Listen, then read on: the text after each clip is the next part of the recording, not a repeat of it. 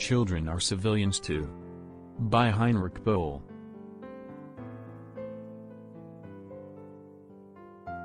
No, you can't, said the sentry gruffly.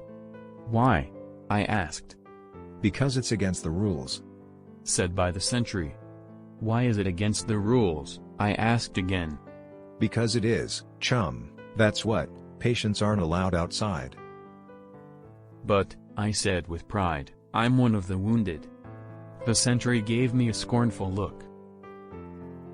I guess this is the first time you've been wounded, or you'd know that the wounded are patients too. Go on, get back in. But, I persisted. Have a heart, I said, I only want to buy cakes from that little girl.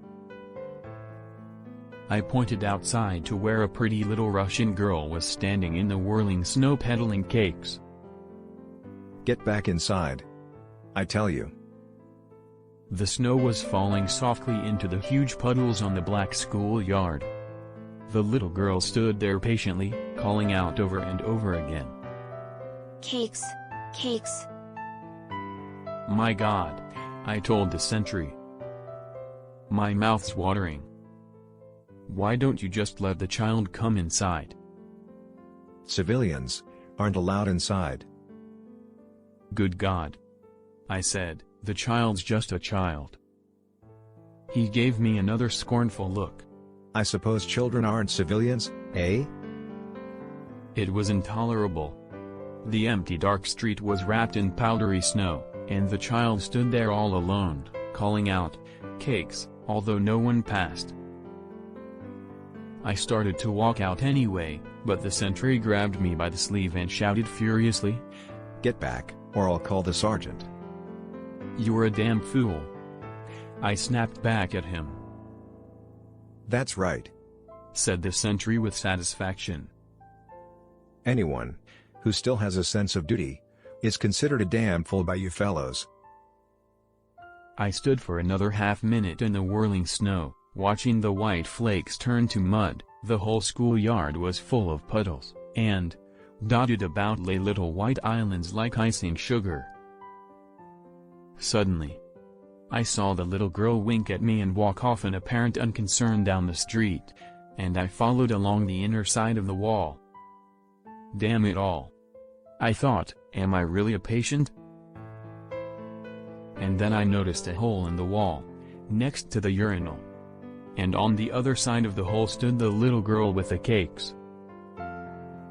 The sentry couldn't see us here. May the Führer bless your sense of duty, I thought.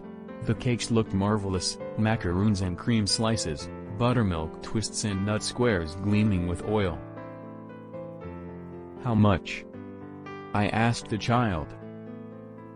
She smiled, lifted the basket toward me, and said in her piping voice, 2 marks 50 each. All the same price? I asked again. Yes. She nodded. The snow fell on her fine blonde hair, powdering her with fleeting silver dust. Her smile was utterly bewitching. The dismal street behind her is empty, and the world seemed dead. I took a buttermilk twist and bit into it. It was delicious, and there was marzipan in it. Aha, I thought, that's why these cost as much as the others. The little girl was smiling. Good? She asked. I nodded. I didn't mind the cold. I had a thick bandage round my head that made me look very romantic. I tried a cream slice and let the delectable stuff melt slowly in my mouth. And again, my mouth watered. Here, I whispered. I'll take the lot. How many are there? She began counting carefully, with a delicate, rather dirty little forefinger, while I devoured a nut square. It was very quiet. It seemed almost as if there were a soft, gentle weaving of snowflakes in the air. She counted very slowly, made 1 or 2 mistakes, and I stood there quite still, eating 2 more cakes. Then she raised her eyes to me suddenly, at such a startling angle that her pupils slanted upward and the whites of her eyes were the thin blue of skin milk. She twittered something at me in Russian, but I shrugged my shoulders with a smile. Whereupon she bent down and with her dirty little finger wrote a 45 in the snow. I added my 5, saying, "Let me have the basket too, will you?"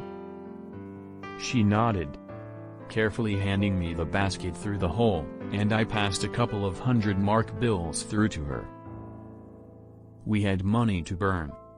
The Russians were paying 700 marks for a coat, and for 3 months we had seen nothing but mud and blood, a few horse, and money.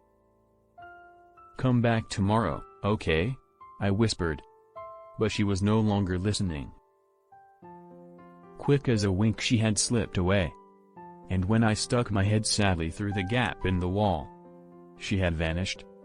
And I saw only the silent Russian street, dismal and empty. The snow seemed to be gradually entombing the flat-roofed houses. I stood there for a long time, like a sad-eyed animal looking out through a fence. And it was only when I felt my neck getting stiff that I pulled my head back inside the prison. For the first time I noticed the revolting urinal stench from the corner, and all the nice little cakes were covered with a light sugar icing of snow. With a sigh, I picked up the basket and walked toward the building. I did not feel cold. I had that romantic-looking bandage round my head and could have stood for another hour in the snow. I left because I had to go someplace. A fellow has to go someplace, doesn't he?